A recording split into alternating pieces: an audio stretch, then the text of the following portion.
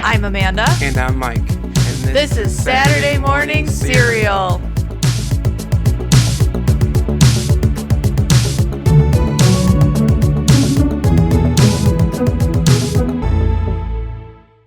Hello, everybody. Welcome to a new episode of Saturday Morning Cereal Podcast. I'm Mike here with Amanda, and today we are discussing Shazam, Fury of the Gods. Shazam! Shazam 2 follows Billy Batson, the superhero known as Shazam, as he faces off against the daughters of Atlas, who are Greek gods. Yes? Greek god. Yeah. They say mythology, and that what's his face that played Freddy, that character, he was into Greek mythology, so I'm guessing that's what it is. Well, Greek and Roman are very similar. Yeah. And it's Greek. Yeah, it's Greek. Okay.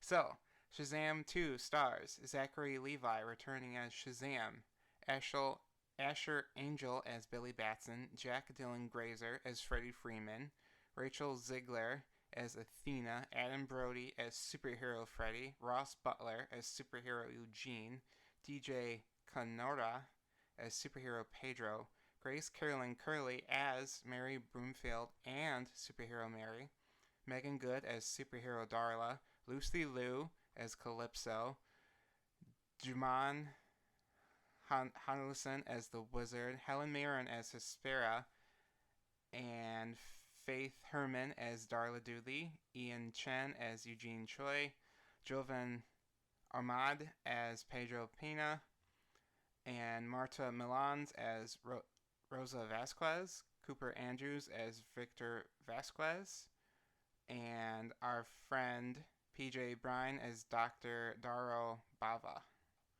Our friend PJ. Aww. I say friend because I hired him to do a cameo for Amanda's 30th birthday, and he referred to me as a friend. So yeah, we're friends. PJ, if you're listening, we're still friends, right? Yes. He's Bolin in Legend of Korra, and that whole story is actually on a past. It feels like it was so long ago when I did that episode, but yeah, it was like season 1. We talked about Legend of Korra really in-depthly, so make sure you guys listen to that. Shazam, we actually just got out from seeing it.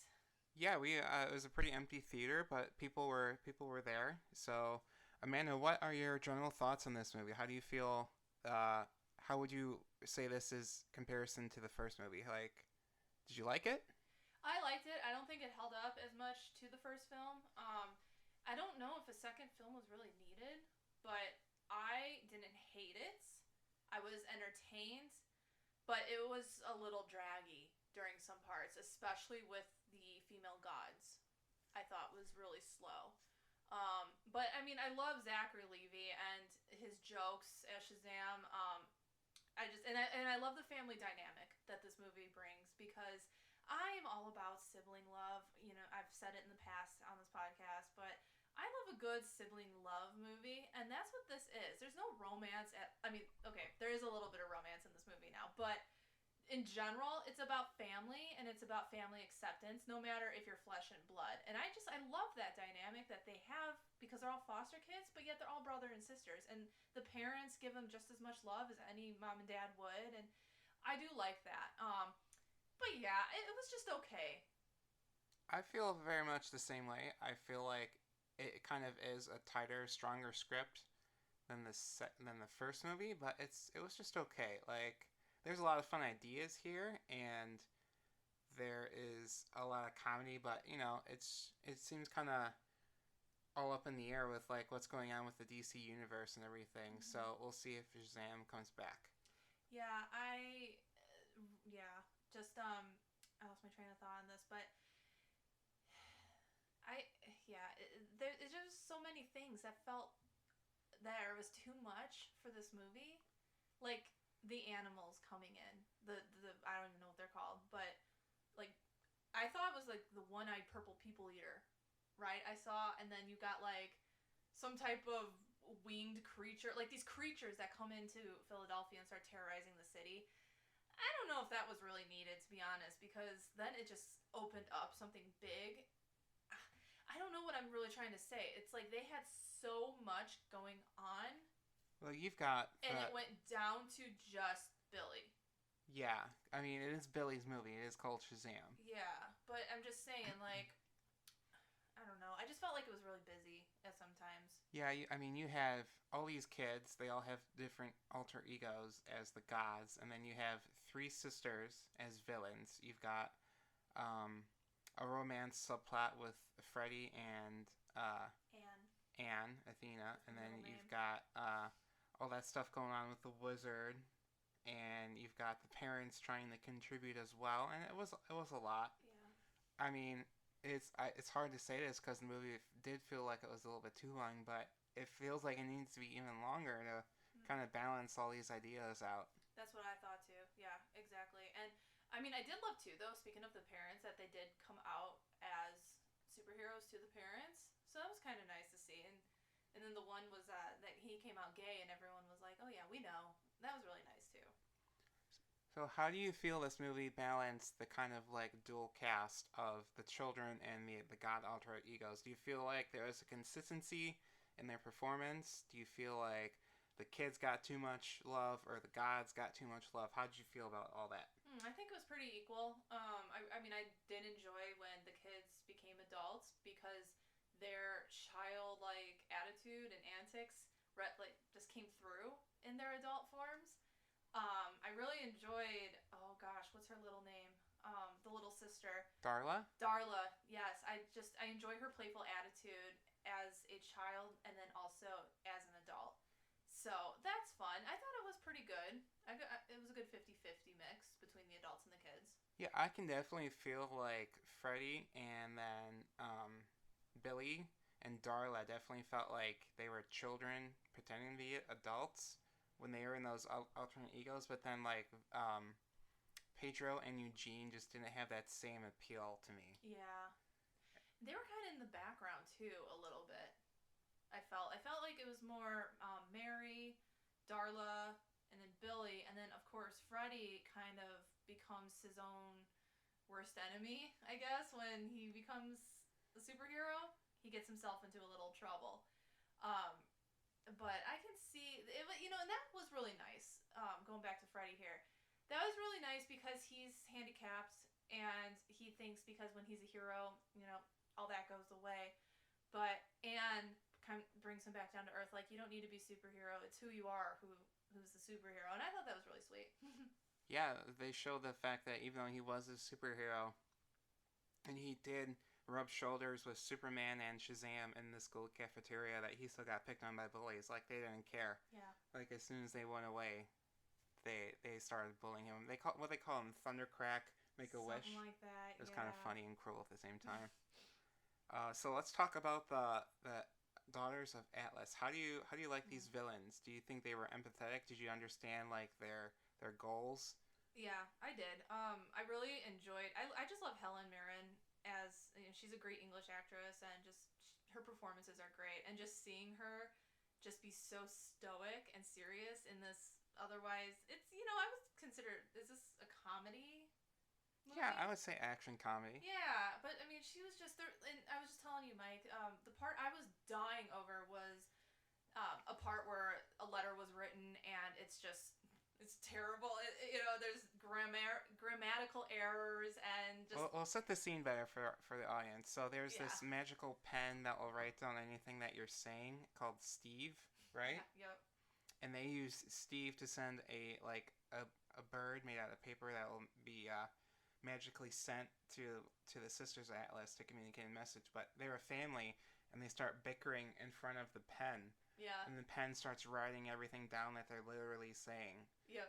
And then Helen Mirren gets to just read it, and she does so like so seriously and flatly, and it's so funny. It was probably the funniest scene in the movie for me. She is like, "Give me a Gatorade."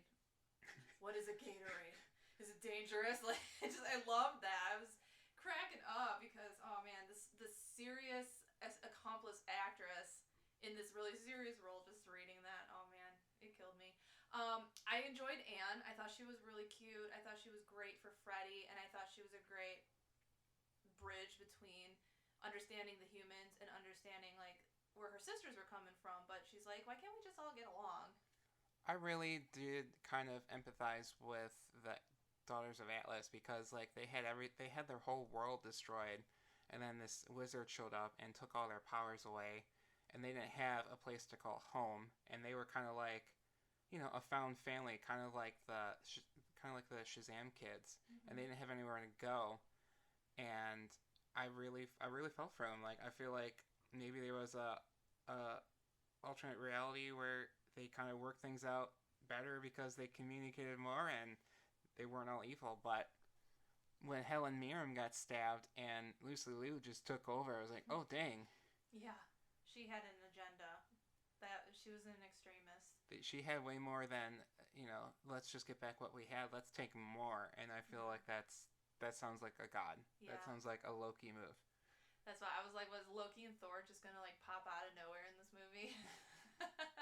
I always forget though. It's a DC movie. And speaking of that too, I got some major Harry Potter vibes in this movie. Just from like the creatures, right? The creatures and the books, the library part.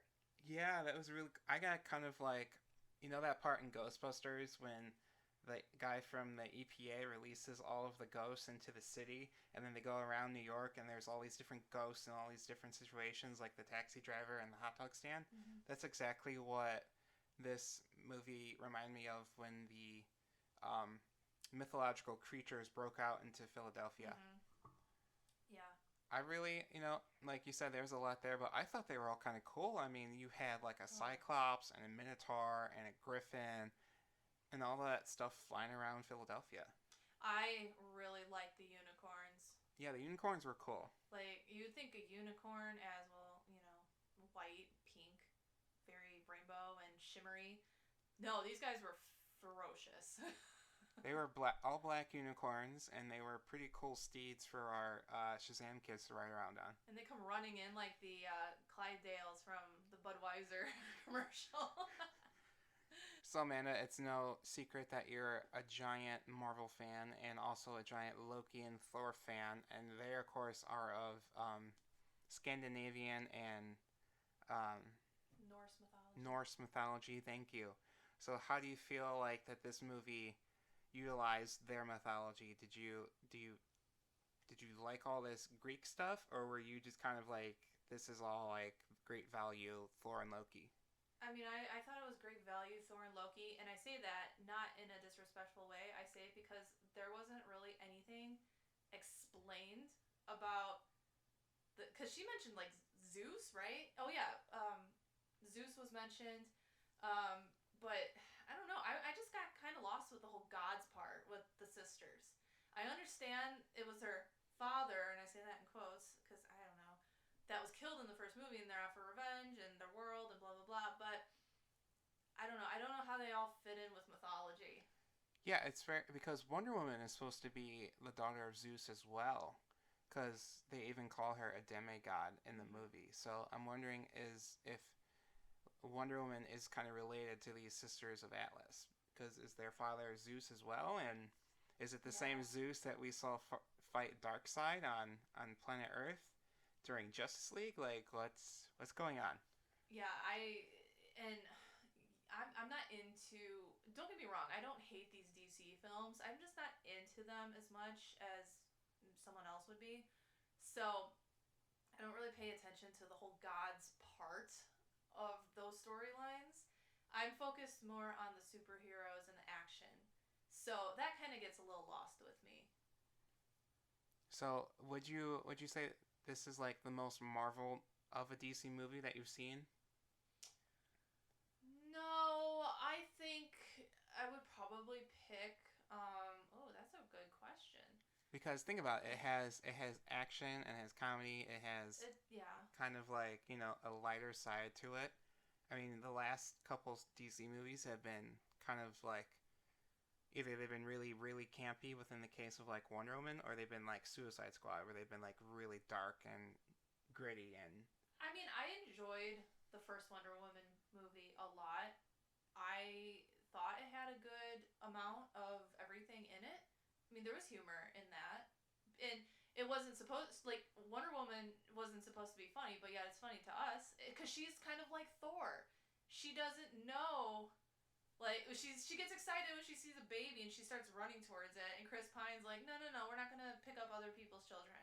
Yeah, it's like a fish out of water. Yeah, and I mean, I think that movie is probably my favorite DC movies, the first Wonder Woman. But I did like the first Shazam movie too. So Wonder Woman #1, Shazam #2, and Yeah. Shazam 3 #3. I mean Shazam 2 #3.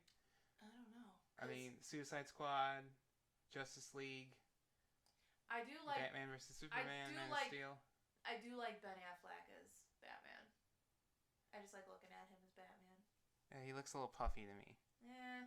I was obsessed with Ben Affleck when I was like, I don't know, 12. I was really into Armageddon, that movie. I used to watch it a lot. I don't know why I was like so obsessed with it back in the day. I have the soundtrack and everything, and I thought Ben Affleck was hot, so probably just my 12-year-old self coming out. I know he's kind of older now, as we all are. So, what would you like to see out of a Shazam sequel if it is made? Oh, I don't know. I would love to see him working more with Wonder Woman, and maybe kind of get into it with the Justice League a little bit. Yeah, and maybe he can run into Superman and or Batman, Flash, or Aquaman. I think a Shazam and Aquaman team up would be pretty interesting. You haven't even seen the Aquaman movie. I know what he looks like, and I know he's in the water, so he could do the water sector, and Shazam can take the air and the land. Oh, okay. Yeah. Like I said, I'm so unfamiliar with the DC universe, so I know I need to fix that. Yeah, it was great to see Wonder Woman in this movie and kind of connect Shazam to the bigger DC movie universe, because we had like Freddy being a huge fan of like Superman and Batman, and that was kind of the only connective tissue to the other universe, because it's in Philadelphia. It's not in Central City or Gotham or Metropolis or Coast City or any of those other fictional cities. So yeah, I would like to see some more team ups. Yeah. And definitely more.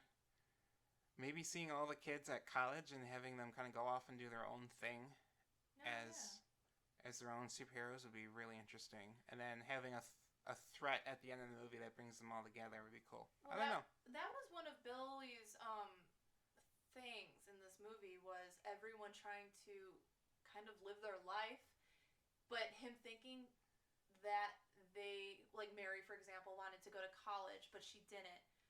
And because Billy felt like that would be losing her.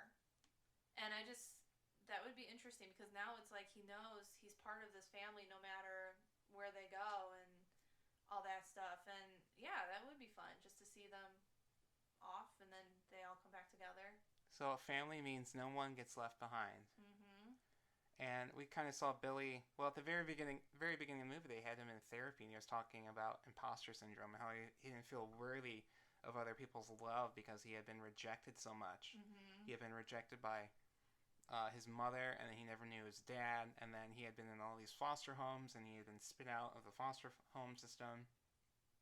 And it was great that he had really felt like a family in this movie. Mm-hmm. Because, like, watching the first Shazam movie with you, I think last year, just like that scene where he goes and he meets his mother for the first time since she abandoned him, and she just talks about like how she can provide for him and how poor she was and how she felt like she wasn't doing a good job. It's one of the best movie scenes in the DC universe. Mm-hmm. It's just so human. Yeah. Oh yeah, and you know, it was really good to see Wonder Woman. I did not know she was going to be in this movie. Oh, she was in all the trailers. I did not watch the trailers, so that's probably a good thing, because I was genuinely surprised. So, at the end of during this post-credit scene, they talked about the Justice Society of America. Does that mean anything to you, Amanda? Do you know who that is?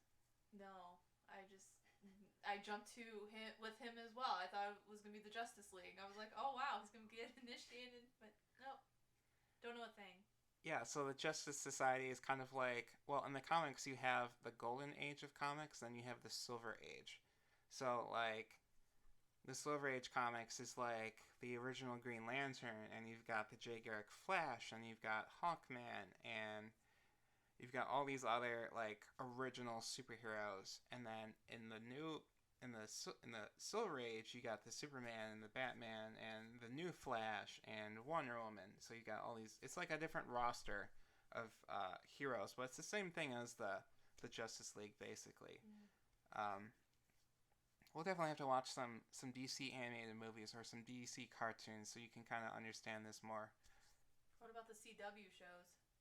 Oh man, that's a big investment, and I wouldn't say it pays off. Oh, okay. So And that's that. so this movie made $30 million on its opening weekend, and we just saw it the second week of release on Saturday. So we don't know how it's performing, but I don't know if we'll get to see Shazam again. Do you feel like it'll be a great loss if we don't see him again? Oh, I don't know. That's a tough question because he, for me, is kind of like obviously a very, very more non-explicit version of Deadpool. I think he's like the comic relief. I can't. Comic relief? Thank you. I'm like, I can't spit out that word for some reason. Of the DC universe. So maybe he'll pop in every now and then. I don't know if another movie with just him is needed, but if he shows up here and there in the future DC movies, I don't know. Yeah, we literally have no idea what the DC universe will look like. We still have to see Flash, and we have to see if Flash resets anything. Yeah. So Amanda, if you were given the staff from the Wizard and you could idealize what your Shazam self would be and what their powers would be, who would it be and what would your powers be? Okay. I'm going to take a guess. I'm going to say it's Carrie Underwood. Oh, you were right. And I say Carrie Underwood because she's just perfect to me. Like she looks perfect. She's got the most perfect voice.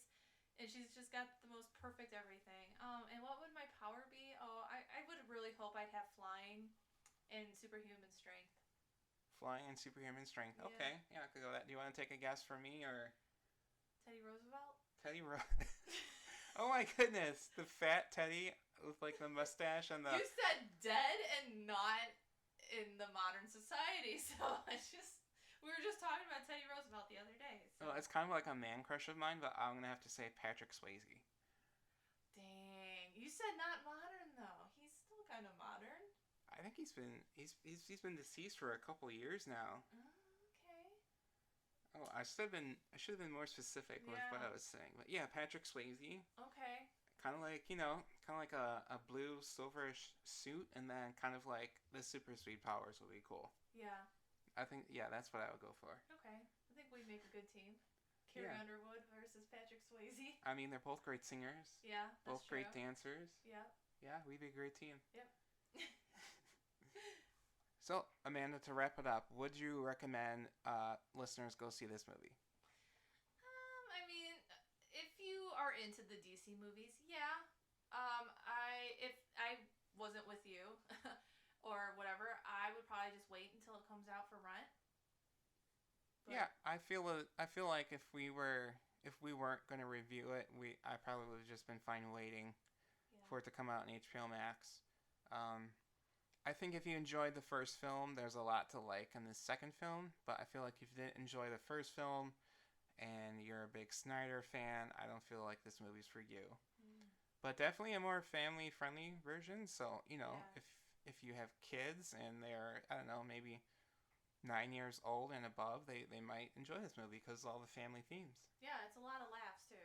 So it's a good time. And it's a very simple movie too. It's not overly complicated. And with that wraps up our review of Shazam: Fury of Gods, now playing in theaters. Our next episode, we are actually really excited to see this next film, Dungeons and Dragons. It's gonna be so exciting. So you don't want to miss that out. Hope you guys all have a great week, and we'll talk to you next time.